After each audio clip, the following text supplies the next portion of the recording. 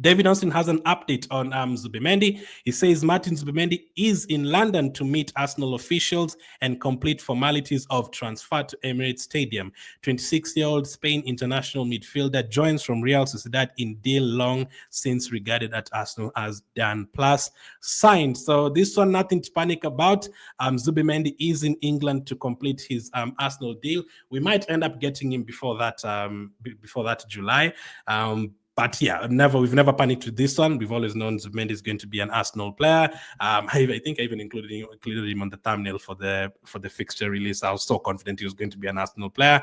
Now the question will he be a replacement for Jorginho, or will he be a replacement for Partey, or will he be playing next to Partey? We still have to wait for that. But this is what David Austin has had to say about this. Martin Zubimendi is in London to meet Arsenal officials and complete the formalities of his transfer. Arsenal have been working for a considerable time on a deal for the Spain international, who was wow, they've put all three currencies here. Fantastic. Thank you, David Austin of The Athletic. We don't have to convert for ourselves. So they've said 60 million euros, 51.7 million pounds, $63.4 million.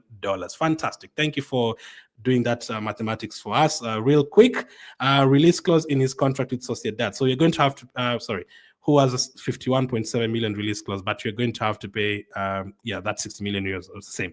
The Premier League club's pursuit of Zubimendi has been driven by the head coach Mikel Arteta and was reinvigorated. My goodness, man, some words are so tough to say on a normal Friday, when the clubs were in talks over a deal for Mikel Merino to move to the Emirates last summer. So he actually wanted Zubimendi last summer, for sure, for real. I don't know if it was going to be next to Merino or instead of Merino.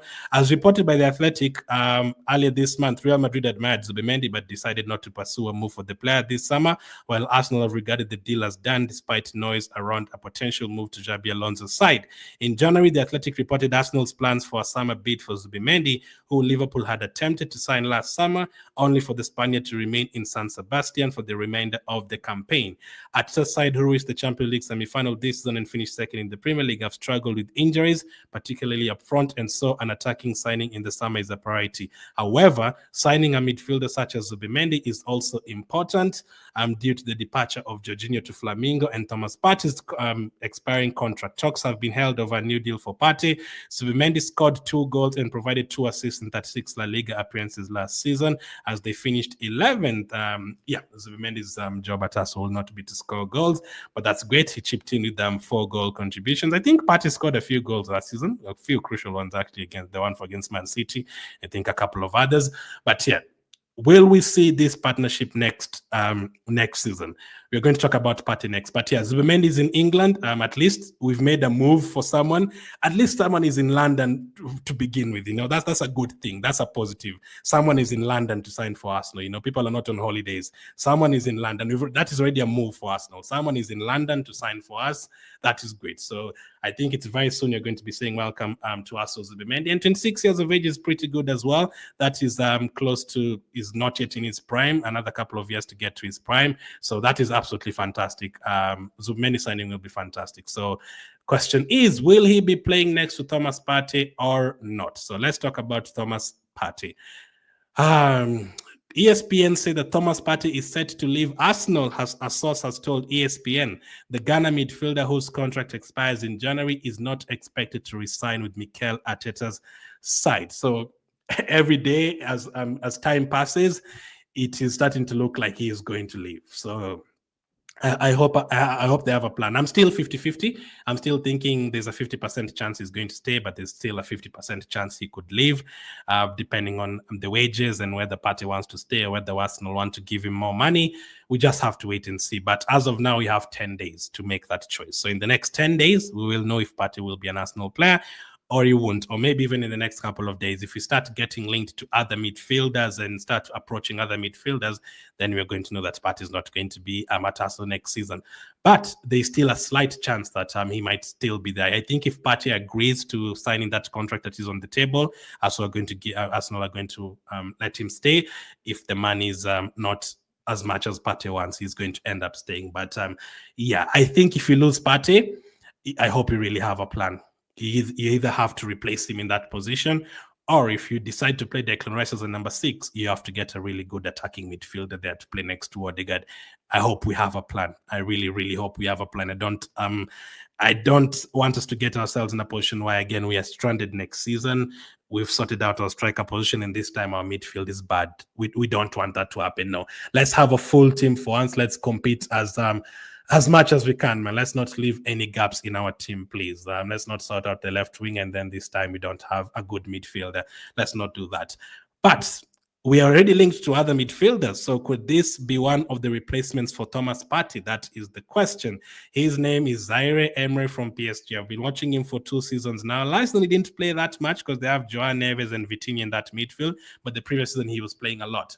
Arsenal have made an inquiry to PSG regarding the availability of Warren Zaire Emery, but the Champions League winners have no interest in allowing the Frenchman to leave. So we have made an inquiry according to Graham Bailey. So is this showing us that we're already making moves to replace Partey, or what is it showing us? So he's a very good player, young player though, very, very young player. I think right now he's like 19. Let me just confirm that. I don't want to do some guesswork. Let's see. 2006. Yeah, he's 19. So I was right with that. He's 19 years of age. Zaire Emery. So the only concern with this would be PSG have very, very good players in that team, as we've seen last season. Although yesterday morning, I watched them losing to Botafogo, but they still have a very, very good team. Very, very good team. Especially the midfielders as well. Vitinha, Emery, Joao Neves. We were linked to Joao Neves last season before he joined them from Benfica, and players like Fabian Ruiz, all very, very good players. Now, would Zaire Emery be the kind of player to replace Thomas Partey, or are we looking at Zubimendi as the person to replace Thomas Partey, and then we're looking at Zaire Emery to replace Jorginho to be on the bench to come on? Again, if you're going to replace Partey, it has to work. It has to work. It just has to work because you cannot leave that midfield. There's a lot of experience there. Partey is not that quick like he used to be 5 years ago. I know that. I know there's always the risk that Partey can get injured again. I definitely know that. Some people are saying Partey could be like Aubameyang. He might sign a new contract and then he becomes terrible like Aubameyang. That could also be true, but it can also be that Partey signs a new contract and then he also has a very good season like he had this past campaign. It can go either of the two ways. It doesn't have to be one way. So if Zubimendi is the one if you have Zubimendi and Zaire Emery as your midfielders, then you're going to need a lot of adaptation there. They have to adapt really quickly because one is very young and is coming from France, and the other one has never played in England before, and we're still waiting to see whether he's going to adapt to the physicality of the Premier League. So, and we've also been linked to a midfielder from Sevilla, and there's been a couple of other names coming up. So let's see if that is the case. If Partey leaves, and we've been told that it's once 5 players, then that will mean we'll need 6 players. Unless they have other plans. I don't think you can let Partey and Jorginho go and then you just get one midfielder. I don't think that is the case. You either get 2 defensive midfielders or you get a defensive midfielder and an attacking midfielder. And then if your plan is to move Declan Rice to a number 6 position, well and good. I also don't want Declan Rice to just play the number 6 position too many times. It's very good going forward. Declan Rice is quite good. We've seen his goals and assists as well. I want him to play both positions throughout the season. So yeah, Zaire Emery is the latest link, and Arsenal have made an inquiry according to Graham Bailey. So we wait to see what Thomas Partey's future holds. Zubimendi is in London, so that is good news, and Zaire Emery might be a replacement for Thomas Partey. Next up, another midfielder Arsenal have been linked to. That is Khannouss. We talked about him back when the transfer window was starting. Arsenal are currently the club that is closest to signing Bilal El Khannouss, and they have already agreed personal terms with the player's agent. Arsenal must now reach an agreement with Leicester City on a fee. So it's another player who plays that midfield position a bit more attacking. So if you have someone like El Khannouss to complement Odegaard and Nwaneri, and to complement someone else in the number 8 position if you're still playing Rice there, no problem. What I want next season is flexibility. A lot of you have different issues with Mikel Arteta. For me, that could be the main one from last season. The flexibility. I want us to be flexible. I do not like when you take out Calafiori and bring in Lewis Kelly, and we take out Timber and you bring in White, and we take out Partey and you bring in Jorginho and you take out Martinelli and you bring on Trossard, no matter the result. If you're 3-0 up, you can do that. If you're 3-0 up, you can do that. You can go like for like. You can rest Timber, you bring in Ben White, rest Saliba, you bring in Kivia, no problem. But the problem is we usually make those same exact subs, whether we are 2-1 down, whether we are 3-0 down, whether we are leading 2-0, we just make the same subs. It cannot be that way because every single game is different. You have to approach the game differently. If we are 2-1 down against Man United in the opening game of the season and Sesko is playing up front, I don't want us to take off Sesko and bring on Havertz, take off Saka and bring on Trossard. I don't want that to be the case. You have to approach the game differently. You can take off Ben White at right back, and then you add someone else up front to be next to Sesko, whether it's Berino, Havertz, or whoever. You can bring on Trossard to have a front five players up front instead of 4. You can do that. You can change the formation.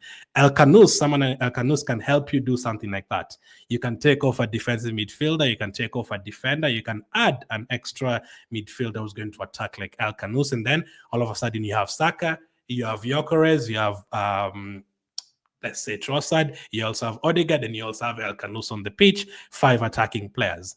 It doesn't have to be those exact names. It can be Martinelli if he's here. It can be Havertz if he's playing up front next to Sesko. It can be Merino if he's the one who's coming off the bench.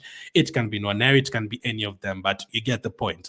I want us to be flexible, take off a defensive player, bring in an attacking player if you need a goal. Let's just not always go like for like. So someone like Khannouss is not going to be a starter for Arsenal, but as extra bench quality, I wouldn't mind it. And also depends on the money, though. If it's like 15 to 20 million, I don't know if it's going to be that cheap, I wouldn't mind it. As a backup player, no problem. If it's like 40, 50, then that's a different case. You can't spend that kind of money on him.